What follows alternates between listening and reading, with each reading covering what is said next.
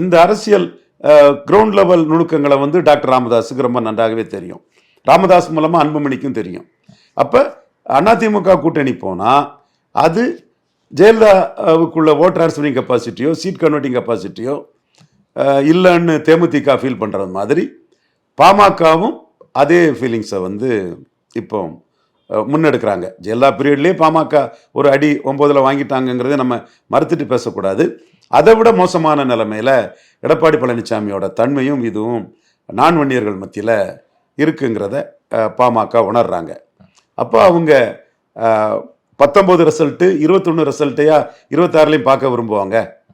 So அப்போ ஒரு மாற்று அணி மாற்று சிந்தனை அவங்க மத்தியில் ஓடுது. இப்போ நீங்கள் சொல்கிறத பார்த்தா ராமதாஸ் அவர்கள் ஒரு புது கணக்கு தான் வந்து போடுறாரு. புது கணக்கு தான் போடுறாரு. நிறைய அதிகாரத்தை வந்து நம்ம கையில் எடுக்கணும், அதன் பிறகுதான் கட்சியை கொஞ்சம் மேம்படுத்தணுங்கிற ஒரு அதிகாரத்திலோடு இருக்காரு. புது கணக்கு தான் போடுறாரு. அந்த புது கணக்கில் அவருக்கு மிஸ் ஆனது சௌமியா அன்புமணி ஜெயித்திருப்பாங்க, வன்னியர் ஓட்டு 10 புள்ளி கொடுத்தாரு, இன்னும் அன்பழகன் வன்னியர் அங்கே பவர்ஃபுல்லாக இருக்காருன்னு அங்கே வந்து மிஸ் ஆயிடுச்சு.